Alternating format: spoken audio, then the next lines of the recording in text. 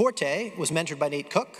Forte uses plant-based technology to produce a broad spectrum of meat, fish, and dairy proteins without the need for animals, eliminating the carbon footprint involved in animal agriculture. Presenting for Forte is Kathleen Hefferon, and joining her for Q&A will be Tracy Kirkman. Welcome them to the stage. Woo! All right. Come on up. Great to see you. Welcome. Thank you. Here's your clicker. Awesome. Okay. Hi, everybody. Well, it's a sleepy afternoon. Try to wake you up. Okay. Can you imagine getting your complex protein from alternative animal sources without using animals, without greenhouse gas emissions, and without negative health outcomes? Well, I can. My name's Kathleen Hefferon. I'm the CEO and founder of Forte Protein. And that's exactly what we are doing. Forte Protein is a molecular farming company, and we produce animal proteins in plants. Oops. So the problem is substantial for animal-based agriculture. We have animal welfare issues. We have high amounts of greenhouse gas emissions. Actually, yesterday, we reached 8 billion people in the world. That's the global population right now, is 8 billion. How are we going to feed all of these people? And we have negative health consequences from overconsumption of animal protein. For example, we have an increased risk of cardiovascular disease if we overconsume red meat. So we must change the way we produce our food, especially how we grow protein. Forte Protein has the answers to these problems. We grow animal proteins in plants without using animals in a scalable and sustainable way. So people will still consume red meat, dairy, and fish. But a growing segment of the population, known as flexitarians, are interested in consuming animal protein or non-animal proteins and using sources that are alternative to animals. These flexitarians are motivated by health and sustainability and are willing to pay more money to try out new alternative proteins and explore textures and tastes. So how do food manufacturing companies find their alternative proteins? Well, the answers are in this slide showing the alternative protein production landscape. On the lower left-hand corner, you can see that mixtures of proteins or mixtures of plants can be used. These often require a high amount of processing. On the top left-hand corner, you can see cultivated meat and seafood. This can be very expensive and is taking a long time to develop. On the bottom right-hand corner, you can see precision fermentation. This is when we use microbes to produce animal proteins. It's really prohibitive in cost. It requires substrates and it produces waste, so it's not very sustainable. And then finally, in the top right quadrant, you can see molecular farming. This uses greenhouse gas, or greenhouses, vertical farms, and plants, and Forte Protein fits into this sector. So what is the process that Forte Protein uses to produce our animal proteins in plants? Well, we have a secret sauce that we developed at Cornell University. We start with plants that are in a rapid, accelerated stage of production, such as lettuce, kale, and spinach. We can insert our animal protein gene as well as our proprietary expression vector system. Our vector system is the secret sauce because it replicates in the plant cells. It grows and grows, and we get high yields of our animal protein. We can then grow our plants in the greenhouse for a few more days, and then harvest the plants, purify the protein, and sell it to food manufacturers and ingredient providers. And we can even repurpose the waste so we can reduce our carbon footprint.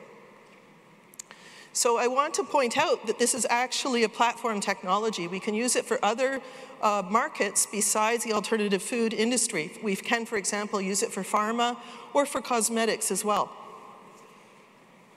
So Forte Protein beats all the competition because of our secret sauce. We have a low capex, low operating costs. We are not making a transgenic plant, so we avoid all of that regulatory busyness. We're making a high-yield product, and we can repurpose our waste. In fact, we right now have partnered with a large multinational who are interested in us using our plant waste to produce a specified fertilizer.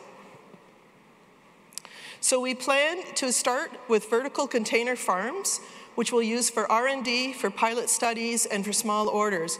We'll start these at the Geneva Center of Excellence.